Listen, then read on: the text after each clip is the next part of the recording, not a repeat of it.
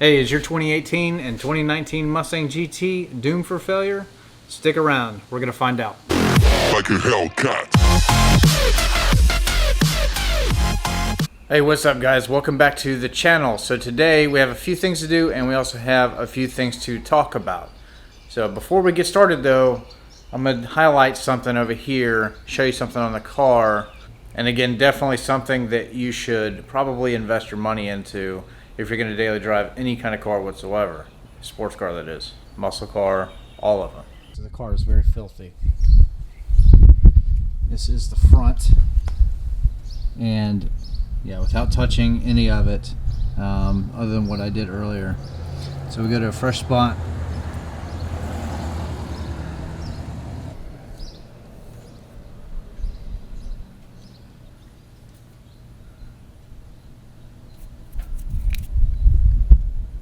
I got a clean thumb. Let's go all the way down. So that's gross.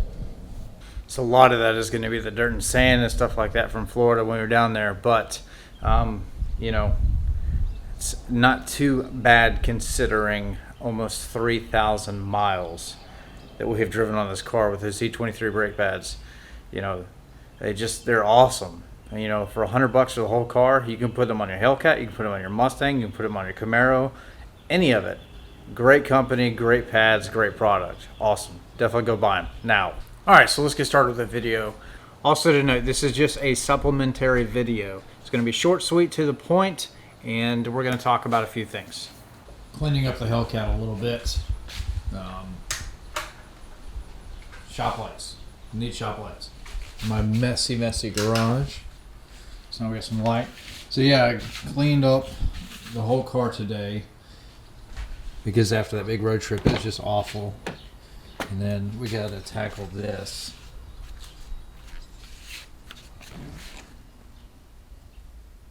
Yeah, that's what happens when you have kids. Sometimes they make messes. Definitely handy to have something like this.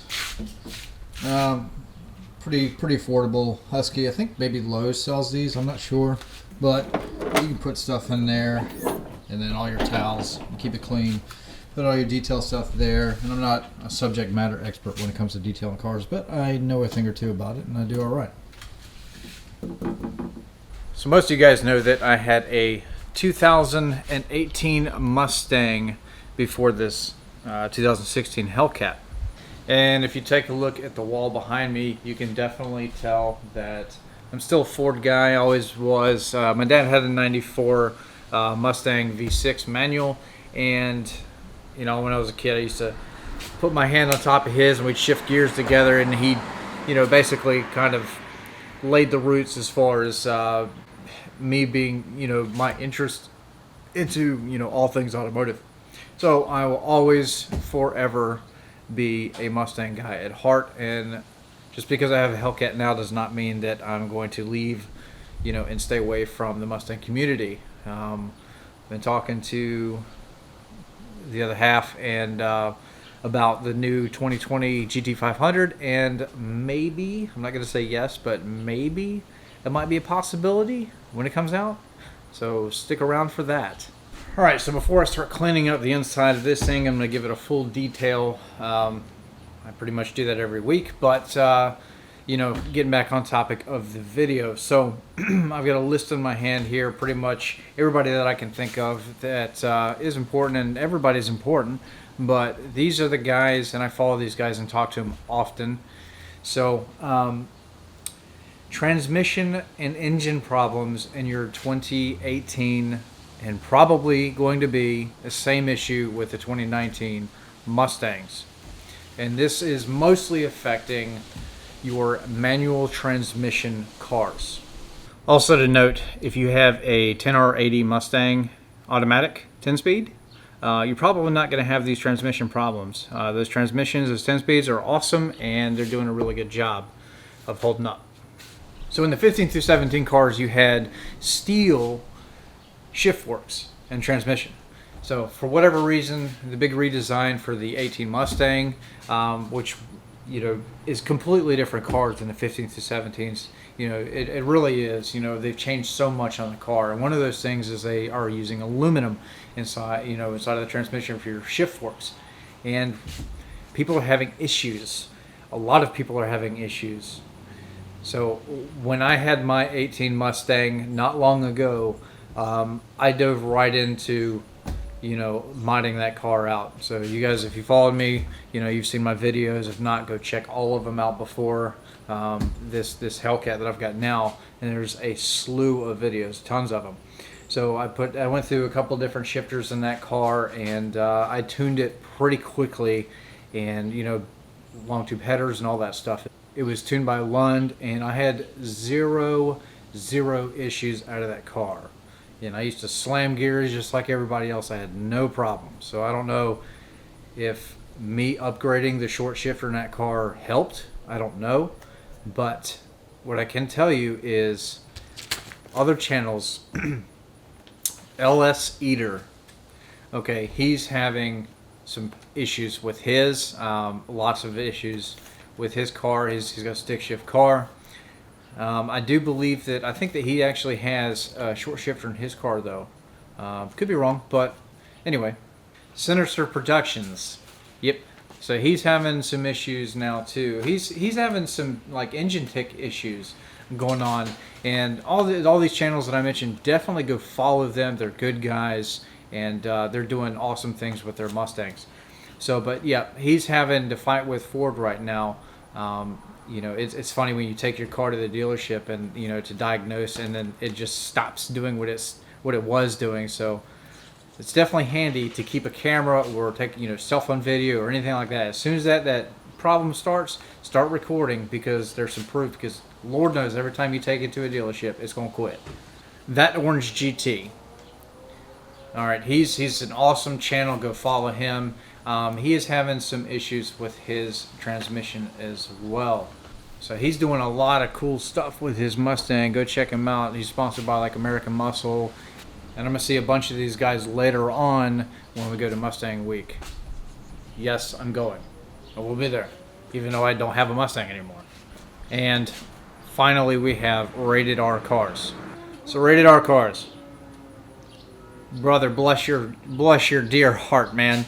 So he had bad problems with his transmission. I think they fixed it a couple of times. So most of his ownership, he has actually not even been in his Mustang. It's been in the shop. And then he finally gets it back, and he's driving normal, and he has engine problems. So bad engine problems. So talking to him, he's actually going to replace the dealership, Ford, is going to replace his engine. So I'm not really quite sure what's going on there. His problem started off when he was just doing some regular like 0 to 60 launches, and the transmission completely, like the shifter just like broke. And he was one of the first ones that I know of that was having some serious issues. And he was driving the car like it was supposed to be driven, like it was engineered to be driven. So I've said it time and time again, all things are made by man and machine, and they are prone to failure. But it kind of makes me wonder, did I get rid of my Mustang at the right time? Well, I don't know. I didn't have any problems with mine. I don't think that I would have had any problems, but man, that would have sucked. My heart goes out to these YouTubers. Their cars are one of the biggest things that drive them to make videos. I mean, that's the sole purpose of making their content, is to have that vehicle. And when it's in the shop the whole time, it really slows down the process. And my heart really does go out to these guys, and I hope that Ford is on top of this. And I just wanted to bring this to your attention. And most of you guys are probably already familiar with it, but it's starting to become more of an issue over the past month. So vehicles always do have issues. Luckily, we have factory warranties and stuff like that. But what happens when you do heavy modifications to your engine, and it blows up, and it's definitely a design flaw. There's something going on there. But what if you've added, long tube headers or an intake, a tune, stuff like that. I mean, that's just a big hassle. I mean, that's a risk. It's definitely a risk that every single person takes when they modify their car. It is. But I don't know why Ford did what they did when they went to like an aluminum shift fork. It worked for the 15 to 17 car, so I'm not sure why they changed that. So I'm definitely not sure. Comment below if you have an idea of why maybe they did that. And definitely keep your eye or ears out for engine ticking, and if it gets excessive. A lot of vehicles do tick. They have an injector tick and stuff like that, or lifters. Sometimes, most of the time, it's minimal. I mean, this Hellcat actually ticks, but it is considered normal. At least I hope it is. So again, big shout out to the channels that I mentioned.